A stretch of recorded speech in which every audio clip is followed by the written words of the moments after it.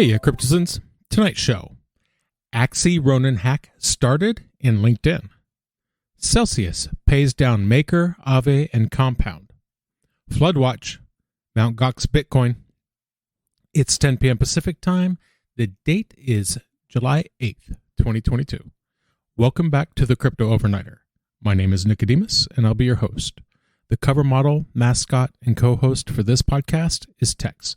And together we take a nightly look at the crypto, NFT, and metaverse space and the industry that surrounds it.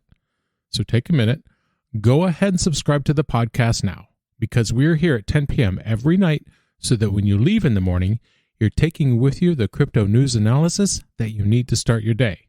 And keep in mind, nothing in this show should ever be considered financial advice.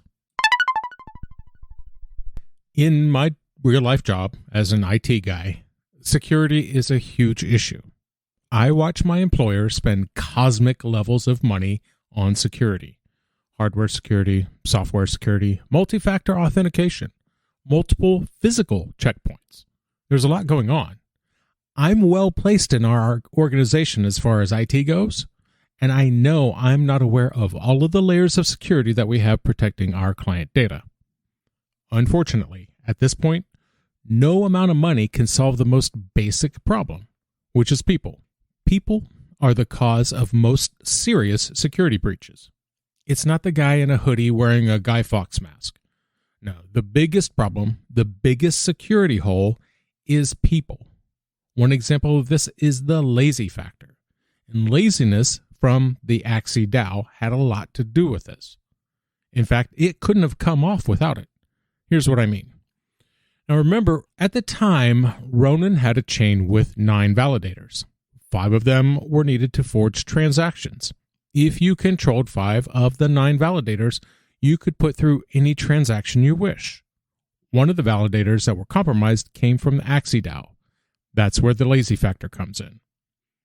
There had been a problem in the past, and for expediency's sake, Axie granted Sky Mavis the rights to sign transactions on Axie's behalf, which I wouldn't have signed off on, but okay, whatever. Well, they stopped that practice, meaning Sky Mavis was no longer signing off on those transactions for Axie, but they never revoked those privileges. So that means that vulnerability sat there waiting to be exploited due to laziness. But that's only one validator, and you still had to get into the environment to get to where you could exploit it. And that still doesn't account for the other 4 validators. What about the rest? Well, there again, the problem goes back to people. This information is coming from the block, and they cite 2 sources. And these 2 sources say the same thing: LinkedIn. That's right, this entire hack was made possible by a fake job offer on LinkedIn. Here's what Sky Mavis had to say. Quote, "Employees are under constant advanced spear phishing attacks on various social channels, and one employee was compromised. This employee no longer works at Sky Mavis. The attacker managed to leverage that access to penetrate Sky Mavis IT infrastructure and gain access to the validator nodes." Yeah, so what happened is there was this engineer, and he went to LinkedIn, and they were unhappy or whatever, who knows. The point is the vector and the means. So they established a relationship with this job-seeking engineer on LinkedIn. There were multiple interviews, and it was a whole thing. Apparently, just the kind of thing you'd expect for a high-paying engineering job. And so it came to pass. The guy gets told that he gets the job. Yeah, you got the job, and we're going to send you the job offer to look over. So they sent him a PDF, a spyware-ridden PDF. So that's how they got in. They manufactured a dummy company and then pretended to go through the hiring process for this guy, and then they sent him what they told him was the job offer, which really it was just a payload for a bunch of spyware. Well, from there you can guess what happened. Spyware gave the access to the keys to the kingdom. The Lazarus Group, they get another win. North Korea, they get another $650 million for nuclear research program. All of this brought to you by social engineering. Now, to be clear, this was a very technically proficient hack. It was well funded. It was well planned. That said, it ultimately came down to one vulnerability. social engineering. At the time of writing, the global crypto market cap is $959.5 billion. It's up 4.3% in 24. The top 5 cryptos by market cap are Bitcoin up 0.19%, Ethereum down 0.1%, Tether, USDC, and Binance Coin up 0.11%.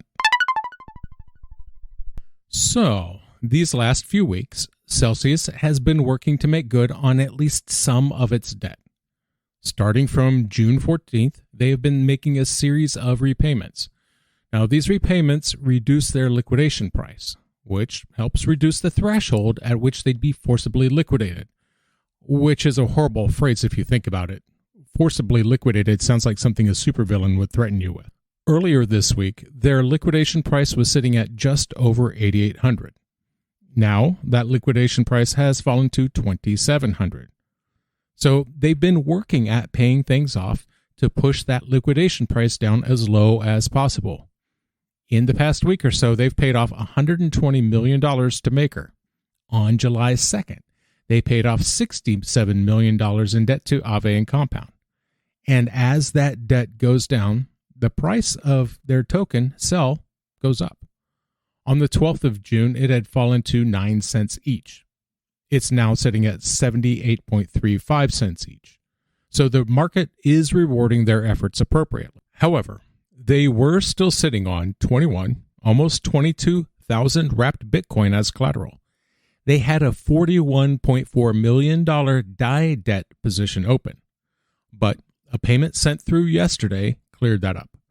Paying that off means that 22,000 wrapped Bitcoin is now freed up. All in all, Celsius has paid $224 million in loans back to Maker. That means they now have possession of their $450 million in Bitcoin. That's Bitcoin that had been used as collateral. Now, they've still got debt out there. They still owe $235 million to Aave and Compound. So there's the question. Is the price of Bitcoin in danger of at least a short-term depression? Because that could very well happen. What might happen is they could use some of that $450 million in Bitcoin, sell it off, use it to pay that $235 million that's owed to Aave and Compound.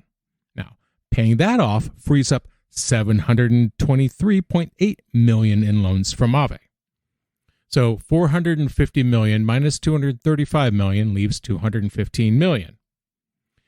That means they could dump $235 million in Bitcoin on the OTC market to reclaim their collateral, roughly leaving them just shy of $1 billion worth of Bitcoin. I think that's exactly what they're planning, because shortly after paying off Maker, Celsius put 24,000 Bitcoin on FTX. If this happens, I would expect to see a lot of side sell pressure on the value of Bitcoin. I'm rooting for them, actually. Even though they were very careless with their clients' money, I hope to see their clients made whole and not just getting a fraction of what they're owed, like the MtGox people who we'll be talking about next. The global NFT market cap is down 18.33%. Sales volume is down 3.92% in 24 hours. According to CoinMarketCap, the top 5 NFT collections by sales volume are Bored Apes, followed by The Possessed, Mutant Apes, Other Deed, and CryptoPunks. Now keep in mind, some of these collections have very volatile prices, so do your own research. So, MtGox was a while ago.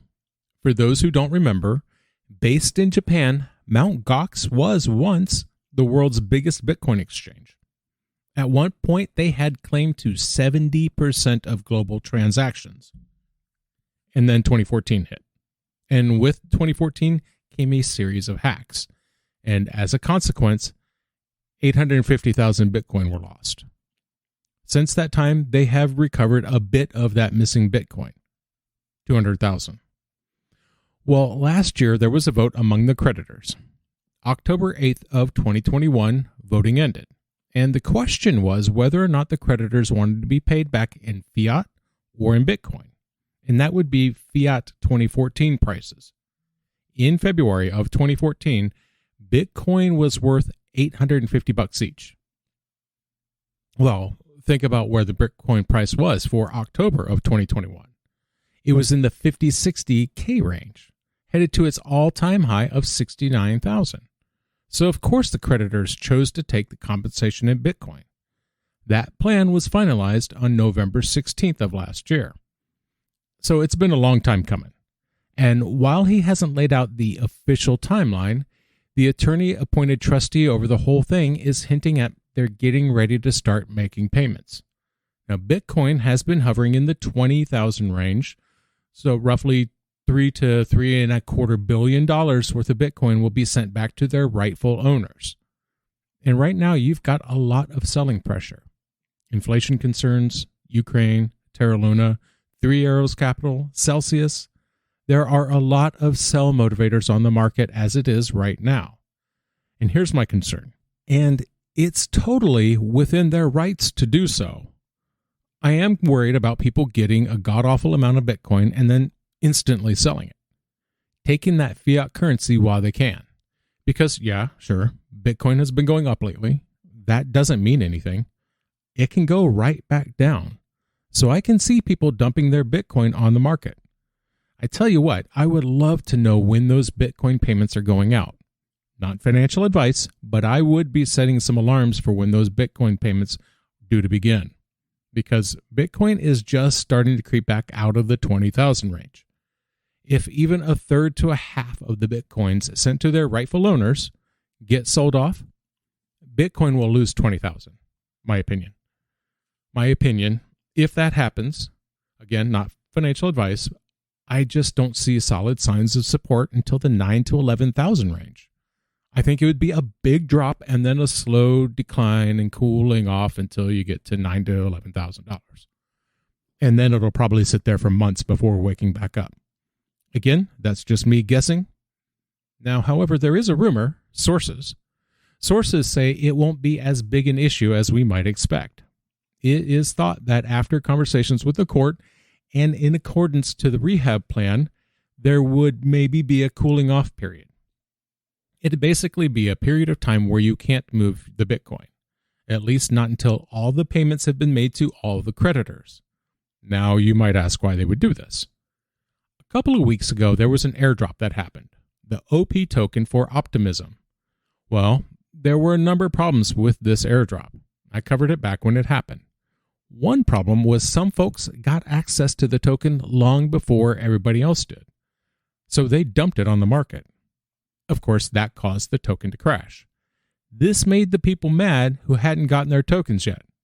Now, granted, they were mad because they also wanted to dump the token, and now they won't be getting as much, but that's not the point. And it looks like their intent is to remove any advantage or disadvantage by making sure everybody gets their Bitcoin at the same time. But just the fact that they even have to worry about it, that they even have to might consider this, really does not bode well for the price of Bitcoin in the short term. Again, not financial advice.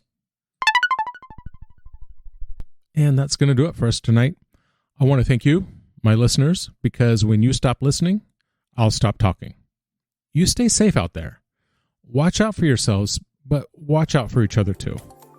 We'll see you tomorrow night.